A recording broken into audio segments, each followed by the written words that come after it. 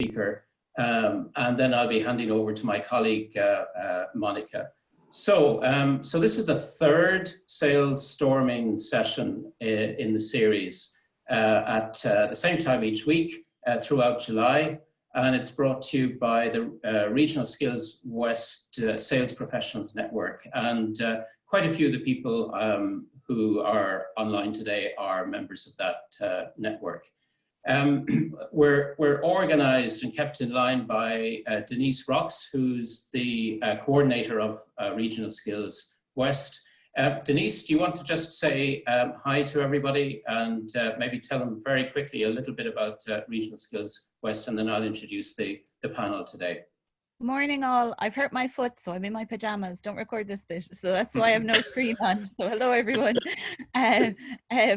Welcome all. I know some of you already. Those of you I don't, just to say that yeah, it's a collaborative effort, and we really appreciate the mentors and industry experts and academic experts on the call today.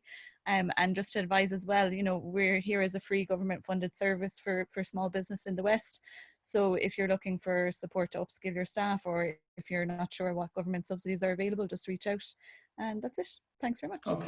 Okay. So Denise mentioned recording, and just before we go any further, let me just explain what we're planning to do here. The only time we're going to record today is when the last few months we've tried it out with one set of scaling SMEs. We've tweaked it. John has worked on it with his own team. And he's going to give you an example of a worked through example in just a minute. So what I'm going to do is talk through it just to introduce it to you. So you could do this on a whiteboard or on an A4 sheet of paper. Some of you might be familiar with the value proposition canvas, which is really more strategy oriented. And John and I were looking for something which was more kind of sales oriented, and I think this works quite well. So we'll see what you think. It's very simple to lay out. It's just 2 circles in the middle and 2 squares on each side. So you've got 2 circles in the middle and then 4 squares, 2 on the left and 2 on the right. If you start with the top circle,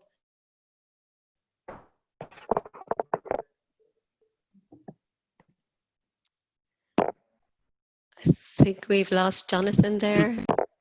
Yeah, I think we have. Monica, do you want me to take this? And please. And can I just check if Laura, if you're recording, if we can just record this part as well, it'd be great.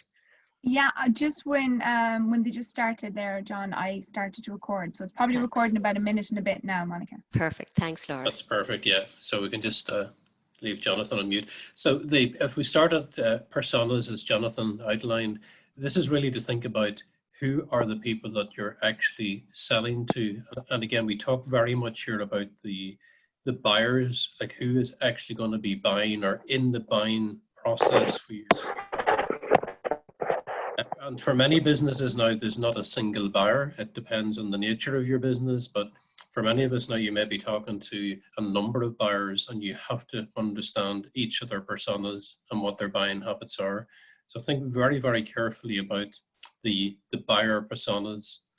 The next one then is about the buyer's goals. So what are their tasks within their organization? And this is where it becomes critically important that you understand the business that your customers are in. Now, there's some golden rules. No matter what business you're in, there are 4 common dimensions that you think about. Is time important to them? Do they need to deliver on time? Do they need to get things delivered quickly? Do they need to think about money, either get money or save money? Do they need to focus on quality and ensure high quality? And another one is about customer satisfaction. So customer retention or customer growth, customer satisfaction. So those are 4 common dimensions across any business to think about the goals. And you need to understand their goals in the context of their business. The third one, and this is where surprisingly a lot of people struggle, is what are the main pain points? And really think about what is making their business or their particular role or their job function difficult, and really think about it in terms of, is it a burning pain? You know, and this is a big challenge right now in these economic times, if it's just a pain point that's discomfort and they can live with it, they're probably not going to spend money to fix it. But if their business is burning, if they're losing revenue, losing customers, then there's a problem that they probably need to spend some money to fix. So again, make sure that you're dealing with burning pains and not discomfort at the minute. In our business, we're being absolutely ruthless in what we call qualification and asking the question, is this a priority to fix before the end of 2020 or not? And we ask that in the very first conversation now with our customers, and that's our qualification process. We cannot afford to waste time on prospects that are going to sit in our funnel for a long time. Okay, and you have permission to ask that in these challenging times. The boxes to the right are really thinking about your solution and value prop. The most important of these is the solution proposition. What are you doing to solve the pain points? So number 4 links back to number 3. And remember, you know, customers do not care about you or your business. Might seem like a very harsh thing to say, but the customer does not care about you or your business. They want to know, do you have a solution that can make their business better?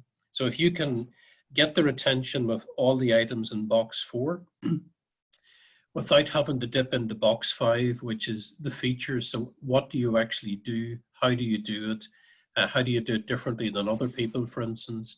So box 5 should be validation to the customer, but you don't want to get caught into box 5 and have to do a bake-off against other competitors, for instance. So try to stay out of box 5 and try and get the customer to buy off box 4. And the other thing that's equally important is people now want evidence. When money is scarce in economic times, people want to make sure they buy the right solution or buy the right service to fix their problem, and they want to get it right first time. So make sure that you've got good references or good customer quotes or good evidence.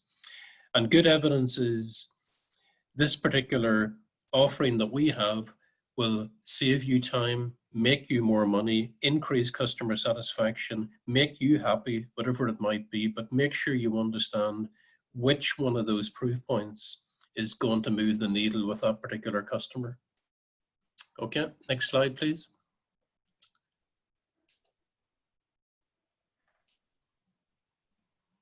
So here's an example, and this is a real example that we use in our business today. So we are a technology firm, but as Jonathan said, we have applied this model to quite a range of SMEs, and it's proven very popular. It's a very simple one-page document that you can work with your team on.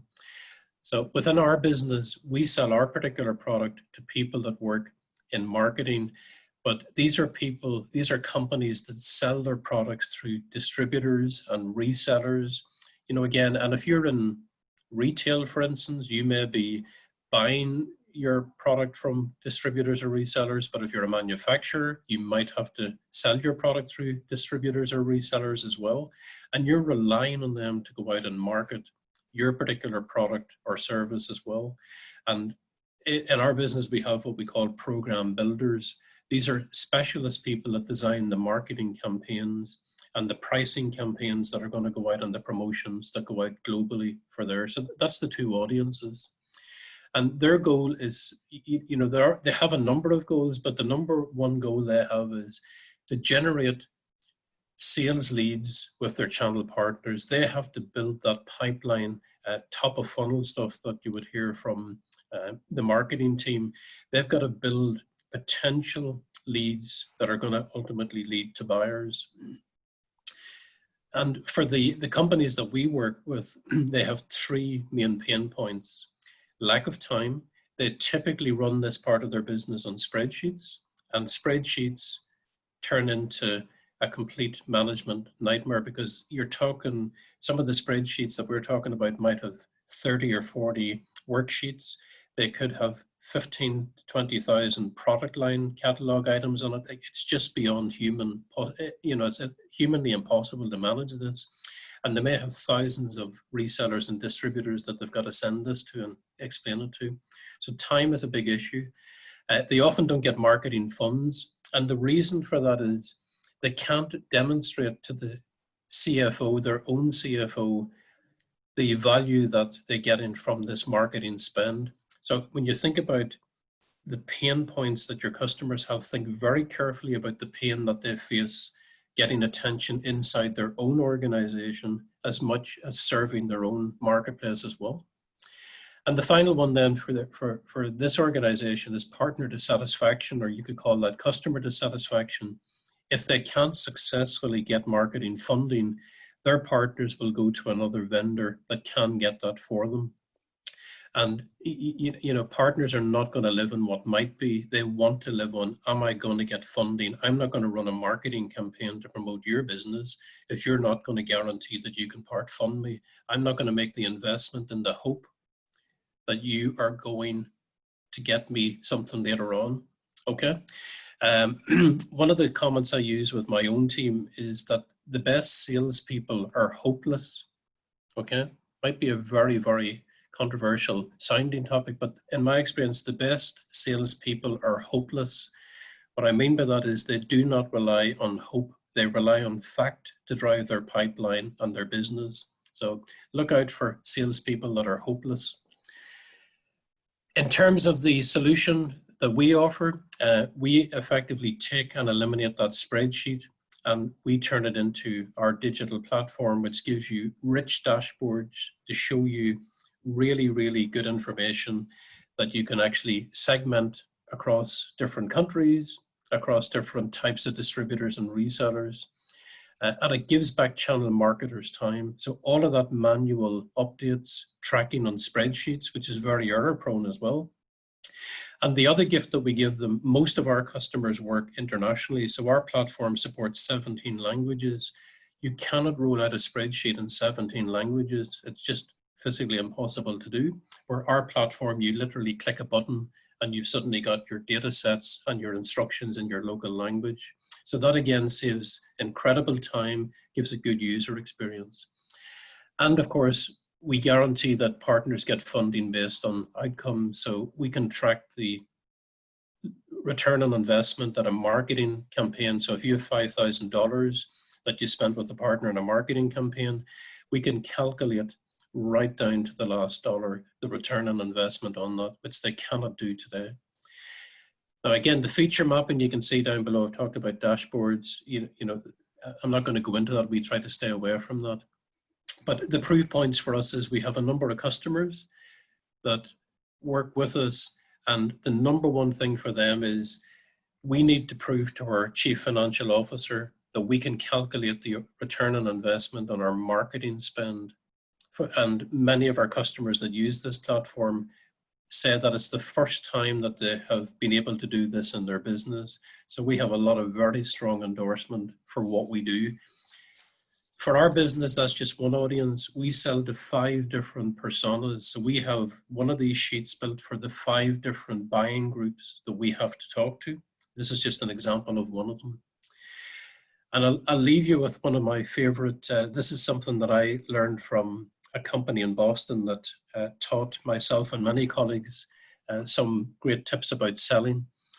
When you're thinking about pain points, and I mentioned and encourage you to understand your customer's business and think about it, one of the most powerful ways to win sales is to get your customer to stand in their own pain. So if you can get your customer to tell you deeply with emotion what is their greatest pain points, and they actually express the words, it's like an admission of pain rather than you say it, you will have a much higher closure rate in your sales funnel. Great, John, thank you. Do you CEO of Horkans? A Horkans Group, which is a family-run business that operates 4 Horkans garden and lifestyle centres and 8 Pet World locations around Ireland. And John, very appropriately for today, sets the strategic direction for the Horkans Groups, the e-commerce development and the overall financial strategy. So I'll hand over now to John. Thanks very much, Monica. Hi, everybody. And I suppose, look, I'll give you a bit of a background on our business and I suppose how we've come through the last 5-6 months since, I suppose, COVID has hit all our businesses. We're a retail group. It's purely B2C. We have 3 brands, which Horkans Garden Centre being the one that looks after the garden, and we have 2 brands that looks after pets. So Pet World, which we have 2 stores in Galway, 1 in Castlebar, and the rest across the Midlands and on the East Coast. And we also have a Pet Food Depot, which has 2 stores in Dublin. And each of those brands have e-commerce platforms as part of the makeup. And the business was originally started in Castlebar. We're a 3rd generation business in retail. And as I grew up in our business, my father ran a supermarket. So we were kind of, retail was part of our DNA all the way through. But we pivoted the business back in the 80s, where myself and my 2 brothers took over the business from our father, and we saw the opportunity in both the gardening and the pet area, the growth in that, and also the challenge of in the food market businesses, Dunn's and Tesco's, all those big operators were coming onto the scene. So we decided to follow our passion, which was in the gardening and pets, and move out of the food market. And that was great for us because we were very much a young team taking over from our father. And in 1993, we won the Garden Centre of the Year award, which was the first time it was won outside Dublin. And it really gave us a great boost in, I suppose, that we were going in the right direction with the business. And like over the years, I suppose our business has grown now to 150 staff, and some of those staff have been, with us over 25 years. So really from the times we took over the business. And family is so much part of the culture within the business. And as we grew from 1 store to 2 and kind of grew over the years, we wanted to make sure that family culture was still very much part of it. And one thing I would advise anyone running a business is to really focus on, what is the business about? What's your vision? What's your purpose? And I see it very much as a learning and a journey that people go on, a journey of discovery of what your business is. And like we say our vision for our business is that we're the hub of the pet and garden community, where we earn our customer loyalty through living our values every day. And these values, which are relationship, integrity, customer excellence, and expertise, is something we have an ongoing conversation with our whole team on a regular basis. And we have very good structures to support that, because we see it evolving our understanding of how we serve the customers. And none of us can expect customers to be loyal to us. It's something we have to earn. So we put a big focus on that. And a few years ago, we sat down and kind of looked at, well, what's the purpose behind the business? And we felt with the people that's involved in the business, that those 150 individuals who have great knowledge and expertise, we wanted to make sure that we harness that knowledge and we help people and support people in our industry, which is the gardening and pets. And we set our purpose as a business to help people live life better with their gardening and with their pet. And that really has come home to us in the last couple of months. When we went into lockdown, the garden was actually the safe space outdoors that everybody had. And, people embraced it. I think we were all very lucky that the weather was so good to us all. And I think it helped so many people, get outside, experience kind of the gardening, and people had time again to actually explore it. And really what we found was the challenge for us as a business, and I think back in March, everybody had the same challenge, as in it was the unknown out there. There was a risk to, you know, kind of a business, the future of every business. Nobody really knew where we were going. And on top of that, there was this pandemic of that was killing people.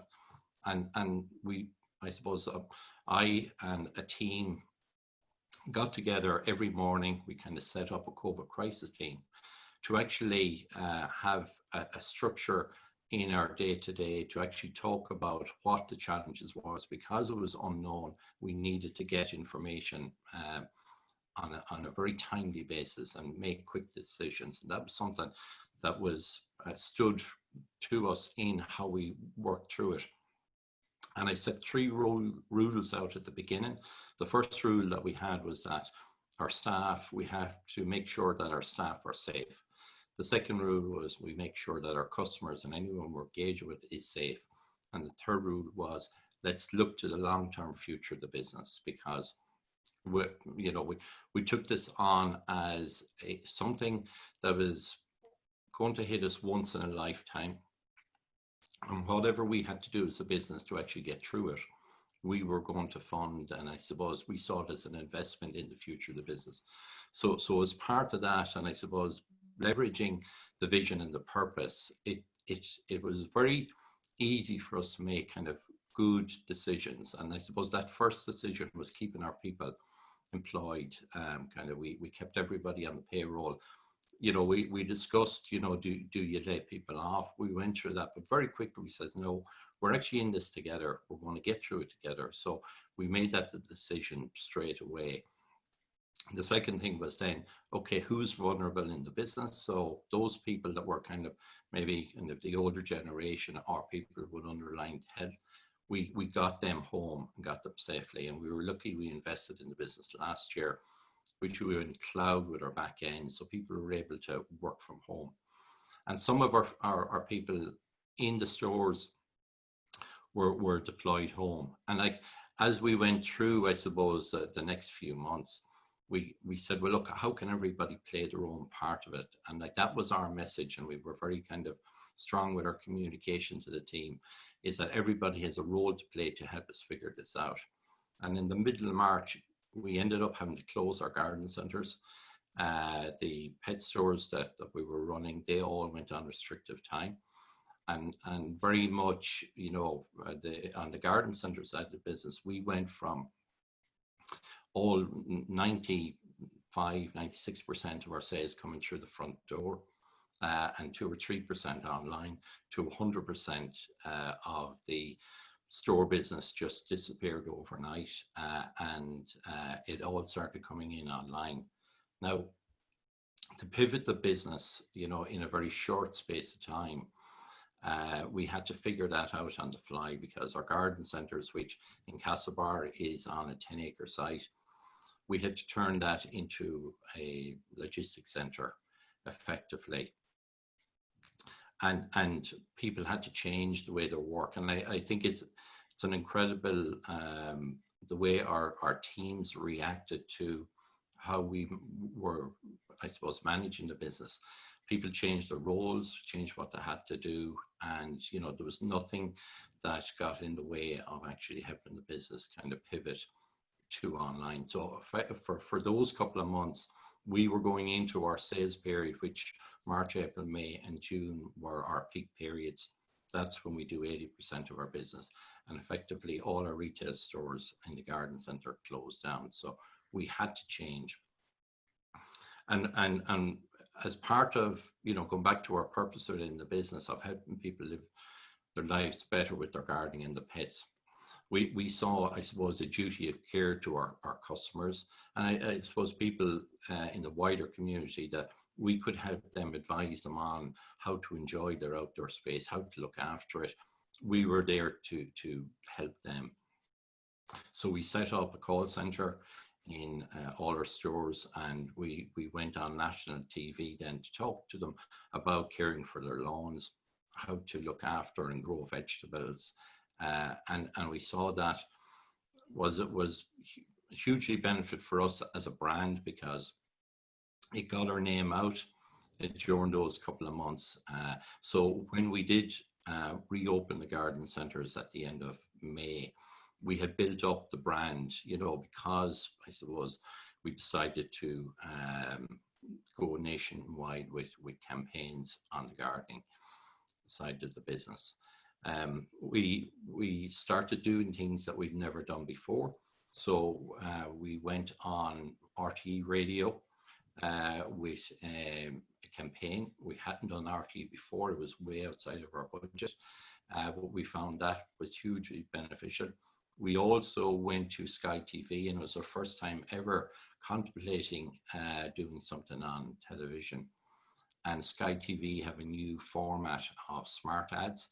So we were able to create a video which promoted a product that we had distribution rights in Ireland for. It's called a Veggie Pod, and it won the Dragon's Den in Australia. So we decided to bring that onto national TV through the Sky network.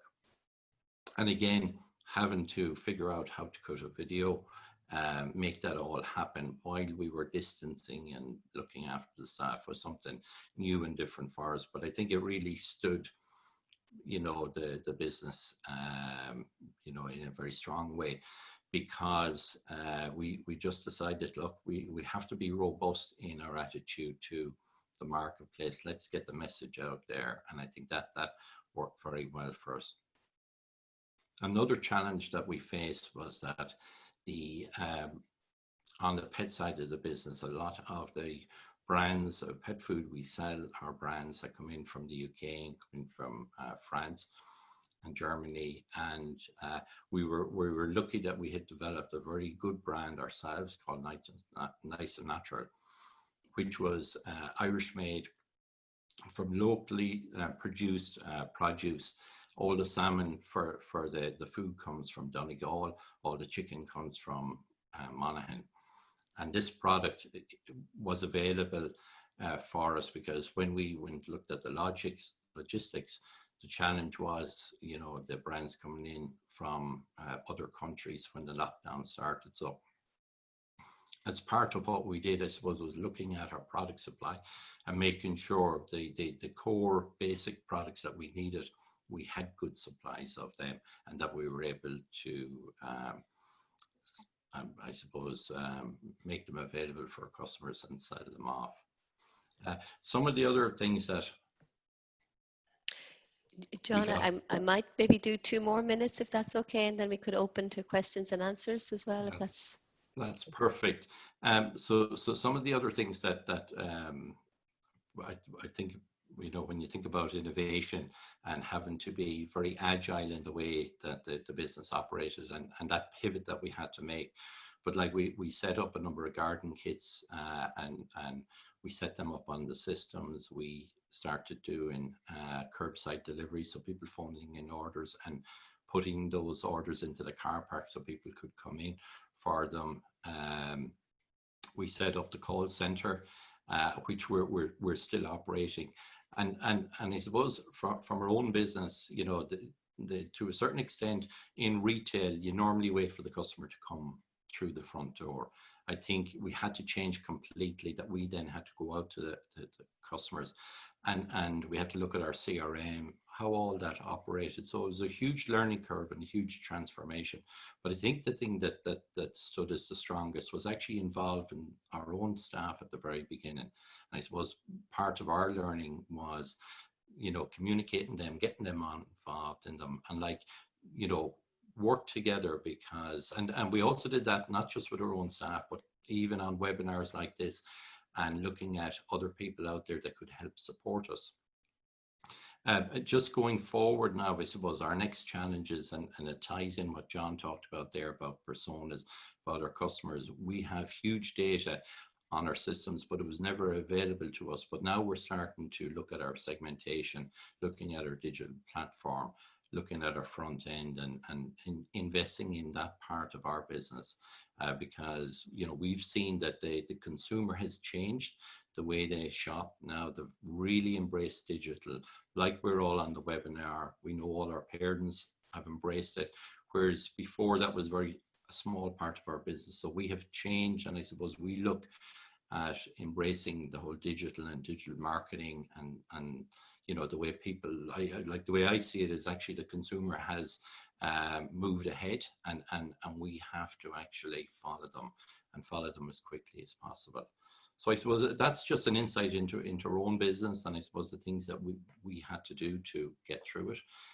We've been very lucky that the gardening and pets has been quite a good business, I suppose, once we came out of it. And you know, I think we have challenges in the future, but look, we'll get through them together. So that's me. If you've any questions, I'm happy to answer.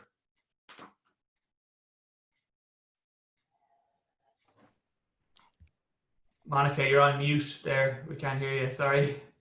Over to you, Siobhan. Great. So good morning, everyone, and thanks for having me on. So I'm Siobhan Sloan, and my business is Essential Food Trails. So I'm going to talk about how I moved from on-farm food tours to online farm hampers. So very briefly, my own background is I'm from Meath. Lived in Dublin for a good few years, working in PR, sales, marketing, events, in a corporate world. 2010, moved west. I went to GMIT, where I studied heritage, and specializing in food heritage and tourism. And then I've spent the last about 5 years working in environmental education and tourism marketing in mainly around the Burren region. So all of this led me to March 2020 was the plan to launch Essential Food Trails, which are the on-farm food tours as we all know, the weeks from March to April were like a year in themselves. So by April, I had launched a whole new element of the business, which is the online farmers market store. So the next slide, please. So very briefly, the original business, which hasn't gone away but is on pause, was the on-farm food tours, where I had created itineraries to bring people on a road trip food tour, visiting farms, producers, farmers markets, and restaurants around the East Galway and Burren region. And that was the logo I had come up with for that. Also in the previous slide, which I had my Siobhan signature and the spoon motif and the stripy jumper. These are all part of this brand that I've been creating. So the next slide, please. So as I had said, was really 10 years working up to the on-farm food tours. So I had done a lot of research into who my customers would be and all of my suppliers. So all of the farms we would be visiting. It was looking first at business to customer, and then along the line business to business, where I would be dealing more with larger tour operators and hotels. But looking at the consumers, they would be overseas travelers to Ireland, holiday makers within Ireland, chefs and culinary art students. And they are people who would be looking for authentic experiences, motivated by fresh air, nature, and really wanting to support the producers and wanting experiences that are going to be good for their own well-being. So the next slide, please. Of course, then COVID happened. So the next slide, please. So very quickly, I was faced with my business. Tourism, as I think Noreen had mentioned earlier, was gone, really. So very, very quickly, I thought, okay, I've been working with my web designer for months on building this website. The e-commerce side of it would have been a booking calendar for booking the tours. I had thought maybe in the future there would be a retail side to it, but that was far off plan. But I decided my solution was to set up the farmers market store. So because I already had all the relationships set up with cheesemakers, honey producers, different farms, I thought, okay, what can I do? So I came up with these hampers which would contain produce from the farms that are on the trail. And really the reason to do it was to keep it going, keep myself occupied, and keep the word out there. So very quickly, I had to figure out how to set up Shopify, PayPal, integrate it into the existing website, and that was it. And I also came up then with a sub brand, so the same logo, but with the farmers market store to complement the farm to fork experiences. Next slide, please. So as I was saying, this was not my original business plan. I hadn't been researching who my customers would be. So I did it in reverse. As customers came to me, then I was building a profile. So I was finding there were a few different customers. Many were living locally in the area and they wanted to support the farms. They were missing visiting the farmers markets because a lot of these products, they're in some shops, but they'd really only be in specialty shops. And then another thing which evolved was that people were looking to send gifts to each other, but rather than going on Amazon and just ordering something, to get something that's fresh, local, healthy. And I suppose I was a small local business too, supporting others. And as well as my own website, I was reaching customers through social media and then in turn traditional print media. The next slide, please. So social media, I mean, I know everybody uses it. I was always aware that I would have to.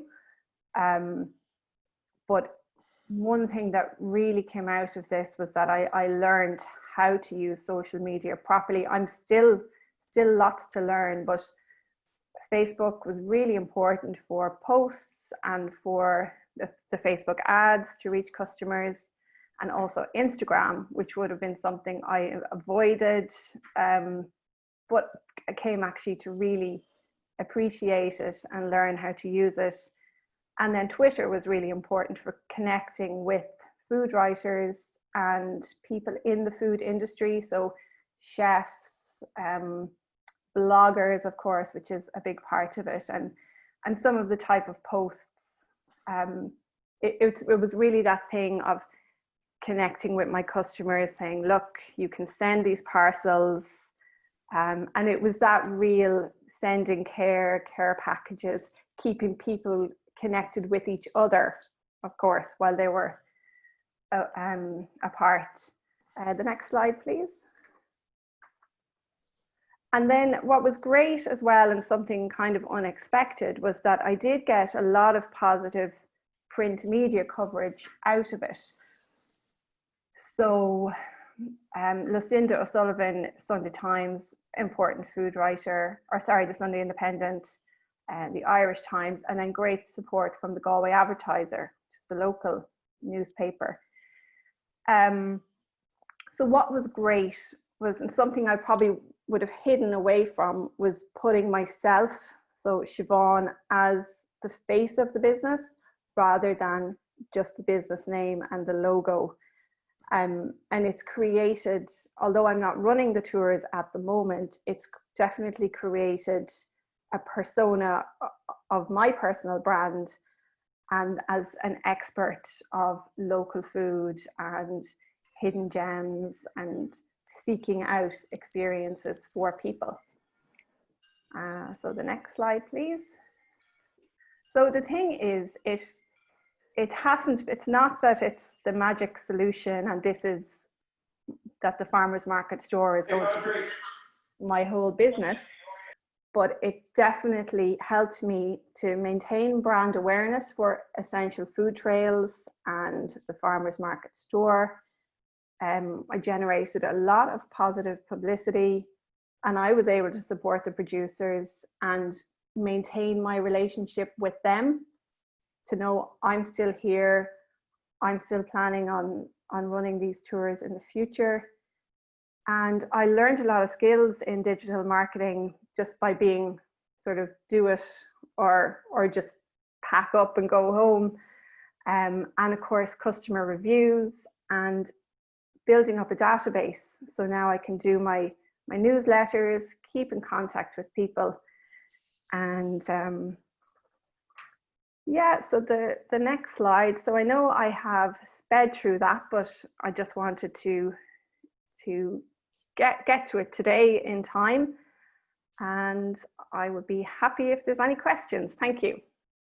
Siobhan, thank you so much. I'm just going to stop sharing and go back to gallery view, and we can see that I was a business passenger, and you know, they have an algorithm, and I'm sure it's well known now, where if you're a single traveler, you're staying 1 or 2 nights and you booked at the last minute, you're a business traveler. So that whole fascination about identifying personas from data is not an area where I have great skills. So anybody digging into those databases. But to come back specifically to anybody that started up their business, and I do think the best person to answer that question is Siobhan, what she's done. Siobhan nailed the sort of niche audience. Now, to some extent, you were probably fortunate that the common theme for your business, Siobhan, was food. One was food trail versus food hampers. And the concept of food and the sort of food trail, you know, that has been developing, you know, not just in Ireland, but nationally. So what I would say is that if you're trying to build a business and have to pivot, it's probably good fortune that your personas stay the same. But there are many companies out there that had just maybe built a business and their business completely disappeared. So I'm thinking of, you know, certain sectors that just collapsed completely, like, you know, maybe new retail ventures that people have put on the back burner and have had to put on the back burner. So I'm probably not the best expert, to be quite honest, on it, Jamie, but I think there's a really powerful lesson in it. If you're going to start a new business, you have to be very, very clear about the audience that you're targeting towards now to position you in the future if you have to pivot. So I think more than ever, and I think we've heard that very clearly, Siobhan's example was fantastic. When you're thinking about your business, think about where your revenue is going to come from. Who's your buyer? And it may be more than one buyer. I love the point that Siobhan made as well. Buyers have many, many different personalities. Like, and that's very true. Like, if I go to make a particular type of purchase in a retail store versus another store, it's very different. I'm the same person, but I'm a different buyer. So I'll give you an example. One of my favorite shops in Galway is McCambridge. I will go in and buy there. I'm an impulse buyer. My wife hates it. I will buy 20 things that we didn't really need, but because I like the packaging, the branding, it's new, right? My wife goes to Tesco's, she will buy exactly what's on her shopping list. Okay, so just want to give you that sense that we have this different type of personalities, and you want to build that rich content that will, when people are in that happy place, you know, that, wow, I'm going to treat myself today and buy that little extra, because that's the high margin stuff that's going to maybe drive your revenue and your profitability up that little notch. Okay.